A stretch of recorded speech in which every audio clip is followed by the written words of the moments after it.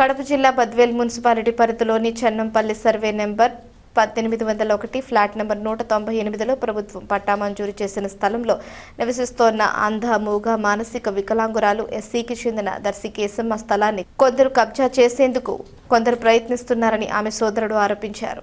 2021లో నెల్లూరు జిల్లాకు చెందిన హజరత్ అయ్య జేసీబీతో ఇంటిని కూల్చిక కేసు నమోదైంది.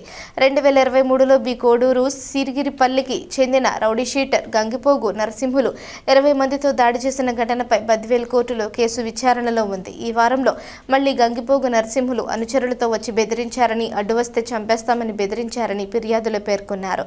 ఈ విషయంపై కడప ఎస్పీకి ఫిర్యాదు చేసిన బద్వేల్ అర్బన్ ఎస్ఐ చిరంజీవి తనను బెదిరించారని ఆరోపించారు. తహసీల్దార్ ఆర్డీఓలు నిర్మాణాలు చేయవద్దని ఆదేశించినా లెక్క చేయడం లేదని తెలిపారు. గంగిపోగు నరసింహులపై ఇప్పటికే 14 భూ కబ్జా కేసులు ఉన్నాయని, తమకు ప్రాణహాని ఉందని కలెక్టర్ ఎస్పీలకు ఫిర్యాదు చేసి రక్షణ కల్పించాలని కోరారు.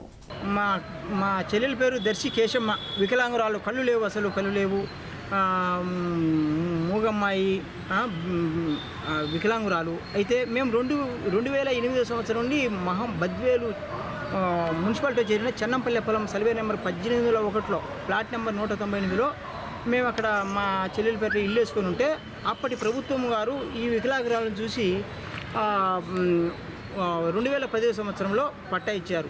అప్పటి నుండి మేము అక్కడనే సంసారం ఉన్నాము. అయితే 2021 సంవత్సరంలో నెల్లూరు జిల్లా మరిపాడు మండలం నాగినేనికోట గ్రామానికి చెందిన అజరత్ అయిన ముస్లిం మేము లేని చూసి ఒకరోజు జేసీబీతో తోసేసినాడు.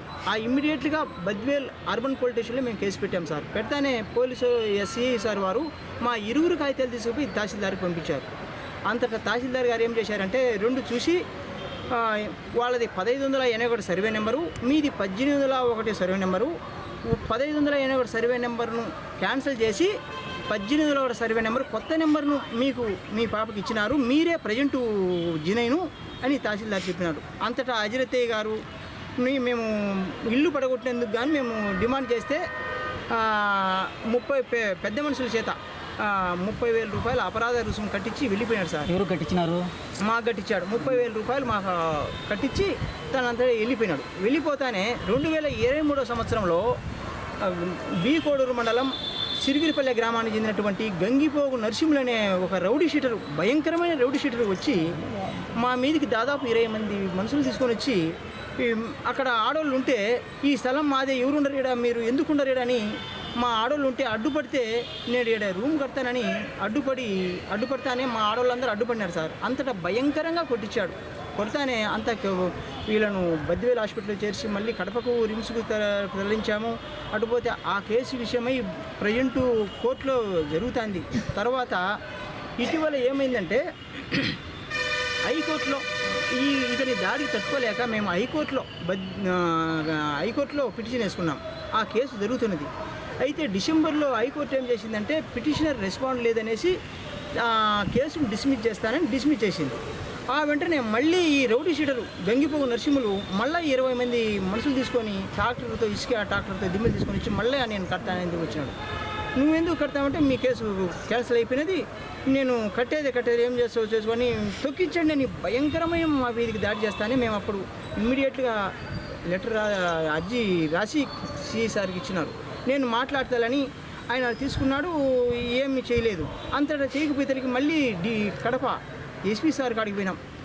అక్కడ గిరివెన్షన్లో ఇచ్చినాం. లెటర్ ఇచ్చానే ఇక్కడికి వచ్చింది. వచ్చానే సిఐ సార్ పిలిపించి నేను చేస్తాను, మీ కొద్ది రోజులు అట్లాగని నేను చెప్పినాడు.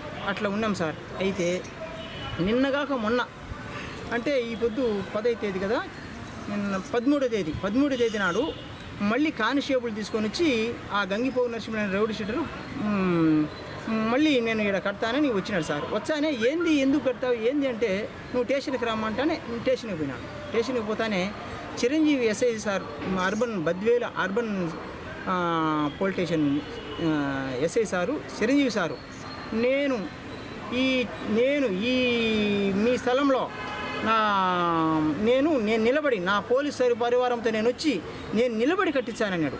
ఎందుకు కట్టిస్తావు సార్, ఏమి ఇచ్చినారు, ఎంఆర్ఓ ఎవరు ఇచ్చినంటే ఏదో ఎంఆర్ఓ అంటే లెటర్ వచ్చింది అన్నాడు. మరి నాకు ఒక కాపీ అంటే నేను అటు నువ్వు ఎంఆర్ కార్డుని తెచ్చుకోపోయినాడు. ఏం రాసినాడంటే నాకు చూపాడు చెప్పడు.